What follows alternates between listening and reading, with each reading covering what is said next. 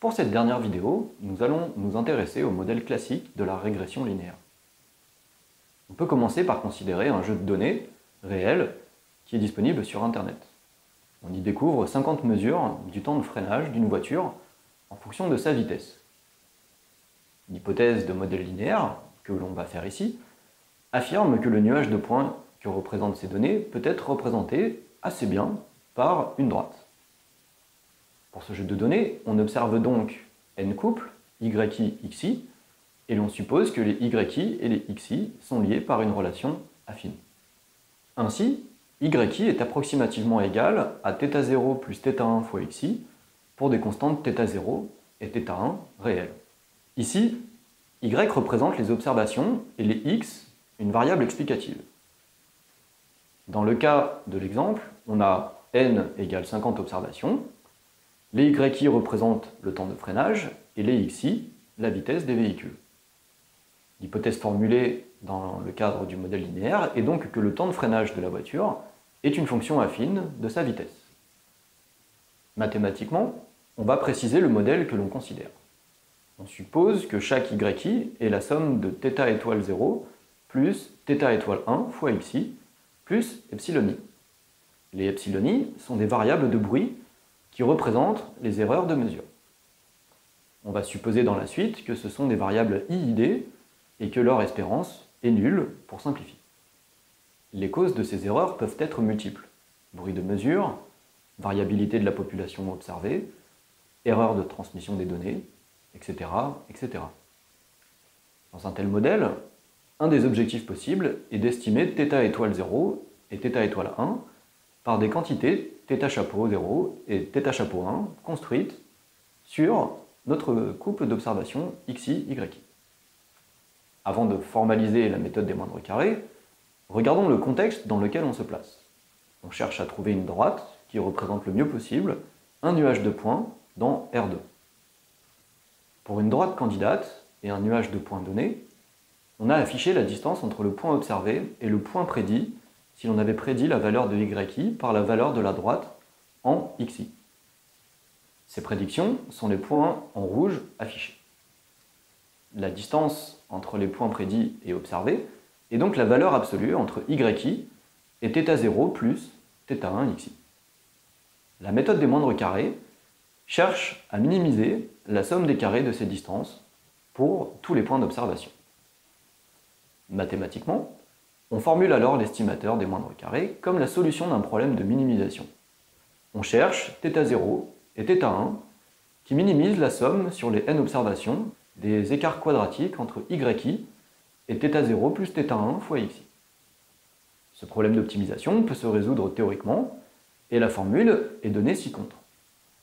Il est bon de remarquer que la formule obtenue est vraie seulement si la variance des xi est non nulle. Dans le cas où celle-ci est nulle, il se trouve que tous les xi seraient égaux. Notez que ce cas présente peu d'intérêt en pratique. Une fois que l'on a estimé les paramètres θ0 et θ1, on peut faire de la prédiction. En effet, si un nouveau point xn plus 1 est révélé, on peut prédire la valeur expliquée par y chapeau n plus 1 comme étant θ chapeau 0 plus θ chapeau 1 fois xn plus 1. Un terme qu'il est aussi bon de connaître est le résidu au point xi. C'est l'écart entre l'observation et la valeur que le modèle prédit. Ainsi, le résidu au point xi est yi moins θ chapeau 0 moins θ chapeau 1 fois xi. En l'état, on a regardé le comportement où les variables explicatives sont de dimension 1. Rien n'empêche de choisir des variables explicatives de dimension quelconque. Par exemple, on affiche un cas de variable explicative bidimensionnelle. On essaye d'expliquer le lien entre le volume d'un arbre et sa circonférence et sa hauteur. On voit que dans ce cas, il est raisonnable de supposer une relation affine entre ces trois quantités. Dans la suite, on va supposer que l'on explique la grandeur y par p variables explicatives. Le modèle de régression linéaire s'écrit comme suit. Chaque yi est la somme d'un θ étoile 0 et la somme sur j des θ étoile j fois x indice ij, plus un bruit epsilon i. On suppose de nouveau que les epsilon i sont illidés et centrés.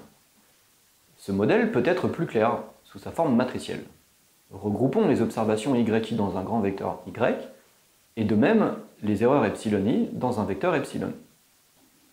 On introduit également une matrice grand X qui contient en colonne les p variables d'intérêt, ainsi qu'une variable constante, et enfin un vecteur θ étoile contenant θ étoile 0, θ étoile p. Le modèle matriciel qui en découle est alors le suivant, y égale xθ étoile plus epsilon. Le vecteur θ étoile est le vecteur de paramètres que l'on cherche à estimer. De même qu'on cherchait à minimiser la somme des résidus en dimension 2, pour le modèle matriciel, on peut résoudre le même type de problème. On cherche un vecteur θ chapeau qui minimise la distance euclidienne au carré entre y et x fois θ. En étudiant les conditions de premier ordre de ce problème d'optimisation convexe, on obtient que la solution θ chapeau doit satisfaire ce qu'on appelle l'équation normale. Ainsi, θ chapeau est une solution d'un système linéaire. X transposé x fois θ chapeau est égal à x transposé y.